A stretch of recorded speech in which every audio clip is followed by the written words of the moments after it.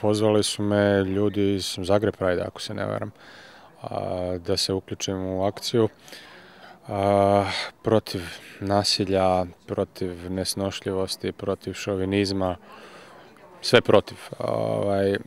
Ljudi koji na drugčiji način izražavaju svoja prvenstveno seksualna opredjeljenja, nego većina.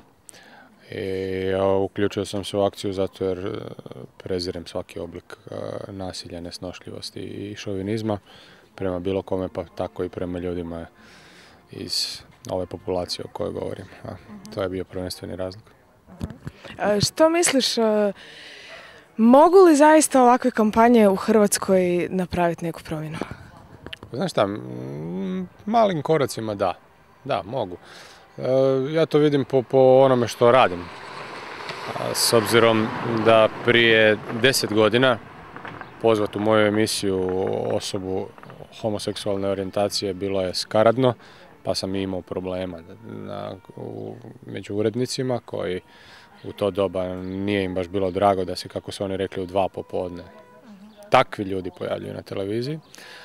A ove godine, recimo, sa Frankom Dotom sličnih problema nisam imao. I mislim da je ipak situacija malo bolja nego što je bila prije 10 godina. Daleko je to od idealnog.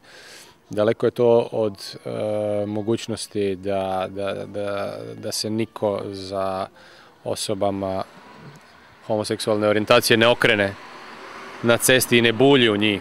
Ali mislim da je ipak malo bolje nego što je bilo prije.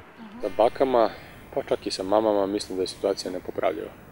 Tako da njih se može dovesti donekle u situaciju snošljivosti, da tako kažem, da ne viču i da ne kolutaju očima, ali oni će u sebi i dalje misliti da se radi o vražijoj djeci, kao što mi je jedna baka rekla.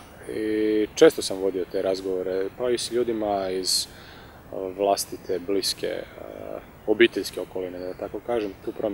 Mislim da tu promjena nije moguća, dapače, čak i nas koji se, dakle, zauzimamo za prava tih ljudi, gledaju poprijeko i smatraju da u dubini naše duše, tijela, seksualnog bića i mi krijemo nešto slično. Jel? Tako da mislim da su starije generacije izgubljene, a za mlađe se nadam da nisu. Znači, bitno je educirati mlade i da onda oni svoje mlade educiraju i sve ostalo. Da. Imao si onu majicu u emisiji Proud to be a lesbian. I je li ta majica nabavljena samo za tu emisiju ili ju možda nosiš i inače u privatnom životu? Tu majicu sam kupio u Washingtonu u jednom queer kvartu, ako se ne varam. Nobody knows I'm a lesbian. Ponosio sam je i privatno, ali u toj emisiji mi je baš zgodno došla. Više se ne sjećam kojim je povodom bila, ali kao reakcija na nekakav homofobni ispad nekog idiota, onda sam skinuo košulju pa sam je pokazao. Tako da nosim je, samo što sam je davno kupio pa se već izlizala. Da. Ok, ako sam shvatila, ova kampanja nije samo nesnošljivosti prema LGBT populaciji. Kakva je situacija, po tvom mišljenju, u Hrvatskoj što se tiče nesnošljivosti općenito?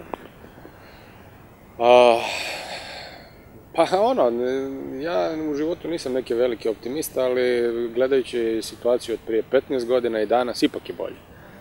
Ipak je bolje. Imamo mi jednog Josipa Đakića koji će prebrojavati krvna zrnca. Nažalost, imamo i premijerku koja će se praviti luda kad je se pita za to.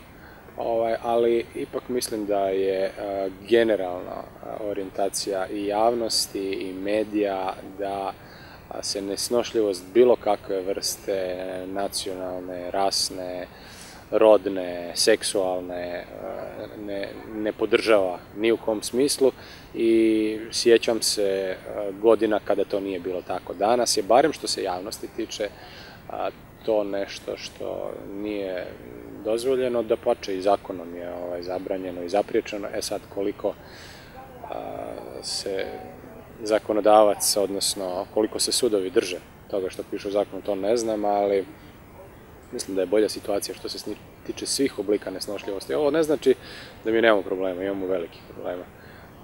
pogotovo u ovom navijačkom sektoru, evo tu se nalazimo ispod stadiona i tu ne vidim nikakvog pomaka. Tu ne vidim apsolutno nikakvog pomaka. Radi se jednostavno o zatvaranju očiju pred problemom. Navijači su skupina koja si dozvoljava da radi sve drugo od ovoga što smo ovdje spominjali, a da zajednica o njima brine tek u slučaju kada nekog ozlijedi, kada nekog namlati, ne daj Bože, kada neko izgubi oko, ruku ili nešto slično. Tako da selektivno se tu primjenjuje zakon i navijači su svima simpatični i dragi, to su naši dečki i momci. A onda kad nekog razbiju, kad nekog natamburaju, onda u tom trenutku odreagiramo. Svi smo kao protiv toga, ali onda se nakon 2 dana to zaboravi. Možda za kraj samo jedno kao kvazi filozofsko pitanje. Šta ti misliš, ima li stvaranje nesnošljivosti prema drugačijem u društvu? Ima li to nekakvu ulogu i je li to korisno na neki način nekome? Pa ja mislim da to potječe od plemenske zajednice, kada je pleme sebe štitilo od drugog plemena. Dakle, to još od ljudoždera počinje. Jedno pleme je htjelo pojesti drugo i naravno da si onda morao biti nesnošljiv prema ovim drugima, jer te je neko htio pojesti. Danas ne vidim da pederi i lezbike bilo koga jedu, ne vidim ni da Srbi jedu, ni da jedu muslimani, tako da nema razloga za ponašanje iz plemenske zajednice i mislim da su ti oblici nesnošljivosti vuku korijene iz neke davne prošlosti kada se jednostavno radilo ili ti ili ja. Danas toga nema, ili ti ili ja. Danas smo mi i to je to. Ok, hvala ti.